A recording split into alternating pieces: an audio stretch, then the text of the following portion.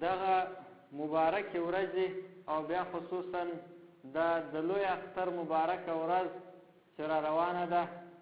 دا یو ډېرې مبارکې ورځې دي چې تېره جمعه کې د دغو ورځو د فضیلت باره کې خبره سوې وه.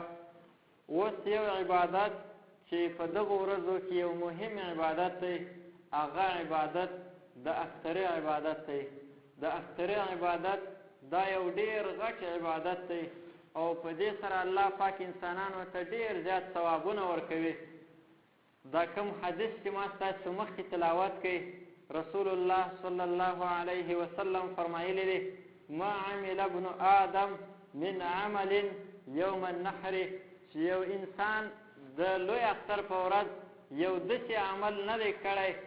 احب الی الله من احراق الدم، چې هغه عمل هغه عبادت چې د وینې تر تویولو الله ته ډېر خوښ وي. الله پاک ته چې په دغه ورځ د وینې تویول یعنې د اخترې کول څومره خوښ دی، د دې فرقم بل عبادت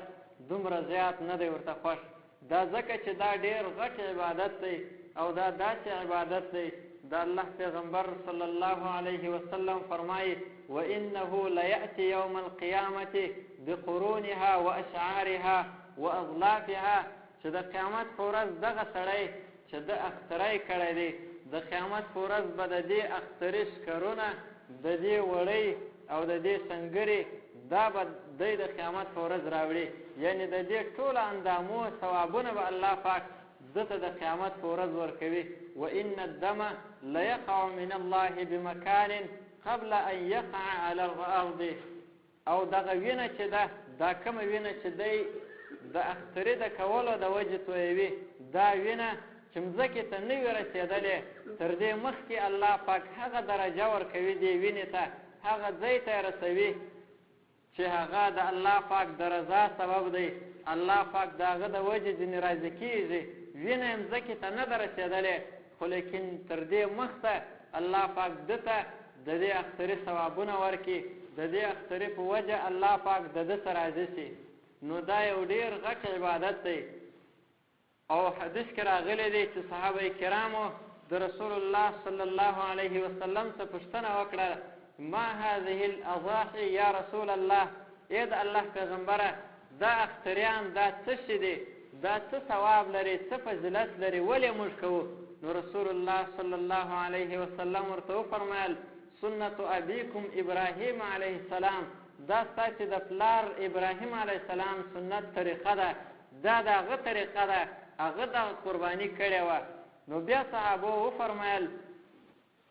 وما لنا فیها یا رسول الله، ای د الله رسوله دا خو د ابراهیم علیه السلام طریقه ده، خو لیکن موږ ته الله پاک د دې د وجې کم ثوابونه راکوي، کم فضیلتونه موږ ته راکوي. رسول الله صلی الله علیه وسلم وفرمایل: لکم بكل شعرة منها حسنه، تاسو ته الله پاک د دې اخترې د هر ویښته په وجې یوه نیکي درکوي، یوه نیکي د هر ویښته په بدله کې الله پاک درکوي. نو بیا صحابه کرام پوښتنه وکړله: قالوا وما الصوف، چې دا وړۍ په دې وړو کې دې کې څه ثواب شته؟ دا خو په بزو کې به ویښتان وي، دارنګه په غواګانو په نورو کې به ویښتان وي، خو لیکن دا وړۍ والا حیوانات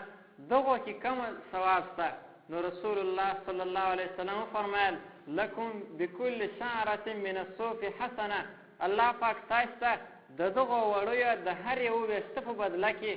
یوه نیکي درکوي. نو دا یو ډېر غټ عبادت دی او ډېر مهم عبادت دی، او دغه عبادت اول وار حضرت ابراهیم علیه السلام کړی و، لکه څنګه چې په حدیث کې بیان شول. حضرت ابراهیم علیه السلام چې کله الله پاک مختلف امتحانات ورباندې راوستل، قوم مخالفت وکړي، تر دې پورې چې دې ته تیار شول چې حضرت ابراهیم علیه السلام ته اور بل کړي، په ډېر وخت دا اور بل کړي، بیا اور ته وروغورځوئ، خو لیکن الله پاک روغ را خلاص کړي، د اوره روغ راووتی، خو لیکن قوم یې داسې نافرمانه و چې بیا هم د حضرت ابراهیم علیه السلام خبره نه منله. نو حضرت ابراهیم علیه السلام وفرمایل: قال انی ذاهب الی ربی سیهدین، چې زه د خپل رب طرف ته ځمه، کم طرف ته چې الله پاک حکم راته کړی دی د هجرت، هغه طرف ته زه هجرت کوم، سیهدین ژر دی چې ما ته به زما رب لارښوونه وکړي، ما ته به الله پاک لاره راوښیي چې په کومه خوا زه ځمه. نو کله چې روان سو، یو حضرت لوط علیه السلام چې دا یو وراره و، ده ایمان راوړی، بل هیچا ایمان نه ورباندې راوړی. نو ده دا دعا وکړله، قال رب هب لي من الصالحین، چې یا الله دا قوم خو زما خبره ونه منله، دوی ته خو زه جلا سوم، نو یا الله ما ته یو نیک اولاد راکړه چې هغه زما سره د دین په کار کې کومکي وي او ستا احکامات عملي کوي. نو الله فرمایي فبشرناه بغلام حلیم، موږ ده ته د یو صبرناک داسې برداشت والا هلک په دې باره کې مو زیری ورکړي. داسې یو هلک چې هغه صبر ډېر زیات پکښې و، حضرت اسماعیل علیه السلام دا الله پاک ورکړي او د ده دا دعا الله پاک قبوله کړه. دا وخت د حضرت ابراهیم علیه السلام عمر هم ډېر زیات و، تر 80 کاله اوښتی و. ده دا دعا وکړله. نو د ده د ښځې سره یوه مینځه وه چې د مصر باچا ورکړې وه، هاجره رضی الله عنها. دغه هاجره رضی الله عنها یې ابراهیم علیه السلام ته ورکړه. د دې ښځې د ده ښځې حضرت ابراهیم علیه السلام ته وبخښله. حضرت ابراهیم علیه السلام هغه هاجره رضی الله عنها په نکاح کړله. نو د دې هاجرې رضی الله عنها څخه حضرت اسماعیل علیه السلام پیدا سو. حضرت اسماعیل علیه السلام یو غټ پیغمبر و، او دا داسې یو پیغمبر و چې دا کله الله فرمایي فلما بلغ معه السعی، چې دی کله پیدا سو د سپینزروالي اولاد یې هم و او یو اولاد یې دی. نو چې کله د ده سره ورسېدی د کار وخته، د تګ دې ته ورسېدی دې اندازې ته چې د حضرت ابراهیم علیه السلام سره به تللی. مفسرینو لیکلی دی چې کله 14 کاله ته ورسېدی، نو په دې وخت کې ابراهیم علیه السلام خوب ولیدی چې دغه خپل زوی دی حلال که. دا د الله پاک د طرفه یو امتحان ورباندې. نو حضرت ابراهیم علیه السلام خپل زوی ته وویل یا بنیه انی ارا فی المنام انی اذبحک، چې ای زویه زه تا په خوب کې داسې وینمه چې زه دې حلالومه. الله پاک په خوب کې دا خبره ورباندې ولیدله، او په خوب کې صرف دغه حالت ور ولیدی انی اذبحک، چې زه دې حلالوم، د حلالولو حالات یې ور ولیدی. نو فانظر ماذا ترى، ته د ځان سره فکر وکړه چې ستا څه رایه ده په دې کې، حلال دې کوم که دې نه کوم حلال. د ابراهیم علیه السلام مقصد دا و چې که چیرې د ده زړه نه غوښتل، دی نه و تیار، نو زه به ده ته خبرې وکړم، نصیحت به ورته وکړم، تیار به یې کړمه. او که یو دم ورته ووایي چې درځه حلالوم دې، نو بیا به وارخطا شي، په دې وجه یې مخکې خبر کوي. خو لیکن دا زوی هم عجبه زوی و. هغه ورته ویل یا ابت فعل ما تؤمر، چې ای پلاره هغه کار وکړه د کوم کار چې تا ته امر سوی دی. ستا خوب ته پیغمبر یې، خوب د انبیاو هغه وحی وي د الله د طرفه وي، نو دا کار وکړه. ستجدنی ان شاء الله من الصابرین، ژر دی چې ته به ما د صبرناکو خلکو څخه پیدا کړې که د الله خوښه وه. دې کې داسې نه ورته ویل چې ما به صبرناک ووینې، یو یې دا وویل چې که د الله خوښه وه، یعنی په دې صبر کې زه الله ته محتاج یم. او دارنګه داسې هم نه ویل چې ما به صبرناک، بلکې داسې ویل ستجدنی ان شاء الله من الصابرین، د صبرناکو د ډلې څخه به مې پیدا کړې. په دې کې عاجزي ته اشاره وه چې یعنې صبرناکه یوازې زه نه یم، په خپل دې کار سره دی مغروره نه سو، بلکې نور صبرناکه خلک هم په دنیا کې تېر سوي دي، ته به ما هم د هغو په ډله کې ووینې چې زه به هم صبر کوم. نو زوی هم دې کار ته تیار سو. او بالاخره حضرت ابراهیم علیه السلام چې کله دی روان کړي د حلالولو دپاره، نو په دې لاره کې د مینا ځای و، دغه علاقه کې روان و، شیطان 3 ځای ورته ښکاره سو. یو اره جمره اولا د اول سلکی چې دی وس، د دې سره یې واره ښکاره سو. او حضرت ابراهیم علیه السلام ته یې وویل چې ابراهیمه دا ته څه کوې، دا زوی دې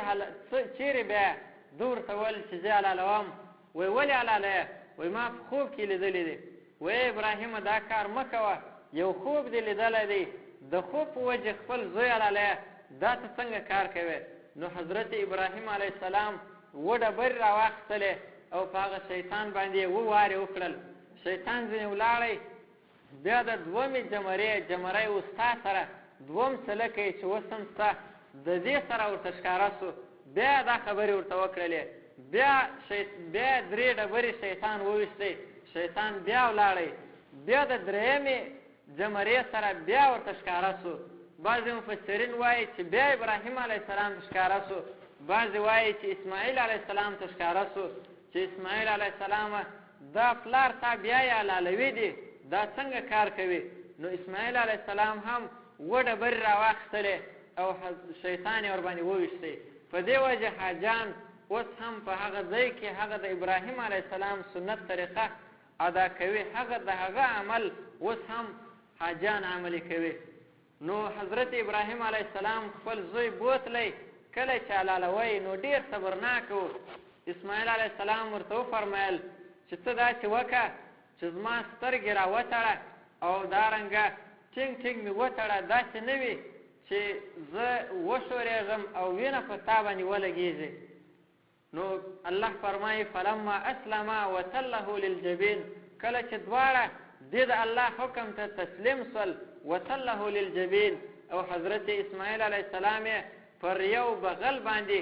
پرېیستی چې حلالوی په دې حالت کې الله پاک د طرف آواز ورته وسو ونادیناه ان یا ابراهیم موږ آواز ورته وکړی چې ای ابراهیمه قد صدقت الرؤیا انا كذلك نجزي المحسنین ای ابراهیمه تا خپل خوب رښتیا کړي دارنګه موږ نیکانو خلکو ته بدله ورکوو په دنیا کې یعنی نیکان خلک چې کله د الله پاک په دین کلک ودرېږي امتحان ته کلک ودرېږي نو موږ داسې بدله ورکوو چې د دنیا د مشکل څخه هم خلاصوو او په آخرت کې هم ثواب ورکوو نو ابراهیم علیه السلام ته وفرمایل چې ستا خوب رښتیا سو د دې مصیبته هم خلاص او دارنګه وفدیناه بذبح عظیم الله فرمایي چې د دې بدل کې موږ یوه لویه قرباني ورکړه چې هغه یو پسه الله پاک د جنت ورسره واستوي او دا یې ورکړي ابراهیم علیه السلام یې د حلالېدو څخه خلاص کړي ابراهیم علیه السلام چې کله خپل زوی حلالوی نو ده په دې وخت کې 4 فکرونه کړي وو پریشانه و او 4 فکره ورسره وو یو دا چې زه به دا چې کله اسماعیل علیه السلام حلالومه نو زه به خپل زړه څنګه ټینګومه ځکه دا اولاد دی او د اولاد حلالول دا ډېر سخت کار دی او دویم فکر یې دا و چې ابراهیم کله چې اسماعیل علیه السلام حلالوم داسې نه وي چې دی زور وی دی ونه ځغلي په دې سره هم دی پریشانه و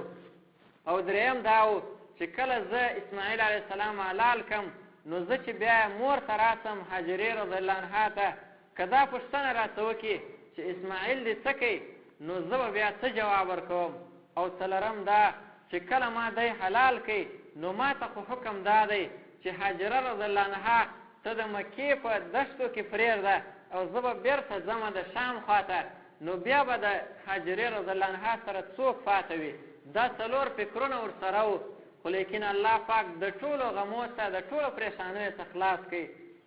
الله پاک د دې په بدل کې پسه ورته راواستوی او دی د دې غټ کار څخه خلاص کړي او په امتحان کې کامیابه سو نو د هغه وخته څخه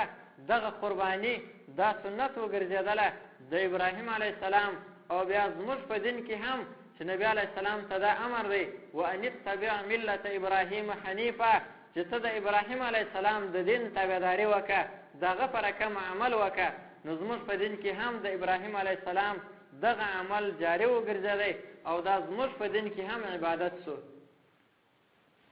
نو حضرت ابراهیم علیه السلام چې کله د قرباني ورته راغله نو دا وخت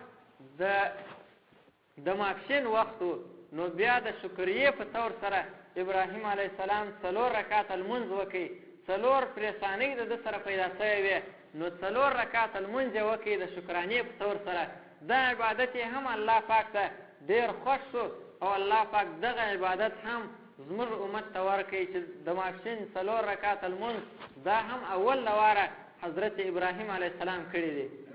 نو د دې وروسته دغه قرباني دا زموږ په دین کې راغله او دا قرباني اوس یو ډېر غټ عبادت دی لکه څنګه چې په حدیث کې بیان شول چې الله رسول الله صلی الله علیه وسلم فرمایي چې د اختر په ورځ د دې په رقم بل خوښ عبادت الله پاک ته نشته دا تر بل هر عبادت الله ته ډېر خوښ عبادت دی نو دا قرباني کې بیا عجبه خبره دا ده چې الله رب العالمین ته اصل مقصد وینه تویول دی. صرف دا دی چې انسان یو قرباني وکړي. که چیرې یو څوک راولاړ شي د دې قربانۍ د دې اخترې ټوله غوښه راواخلي، خپله یې کور ته کښېږدي او خیرات یې نه کړي، صرف یې حلاله کړي، خو لیکن بیا هم د ده ثواب وسو، الله پاک ده ته ثواب ورکوي. اگر چې بهتره طریقه دا ده چې قربانۍ 3 کوټې کې 1 کوټه خیرات کړي او 2 کوټې خپله وخوري. الله رب العالمین په قرآن کریم کې فرمایلی دی لن ینال الله لحومها ولا دماؤها ولکن یناله التقوى منکم، چې الله رب العالمین ته د دغو قربانیو چې تاسې د الله دپاره قرباني کوئ، اختریان کوئ، نه د دې غوښه الله ته رسېږي، نه الله د دې غوښې ته ضرورت لري، نه الله ته رسېږي، ولا دماؤها، نه یې وینه الله ته رسېږي، وینه هم د الله نه ده په کار، ولکن یناله التقوى منکم، لیکن رسېږي د دې قربانۍ ته تقوا، چې تاسې تقوا ولرله، د الله څه بیره لرئ، د الله پاک د حکم د عملي کولو دپاره ته چې دې کار ته تیار شوي یاست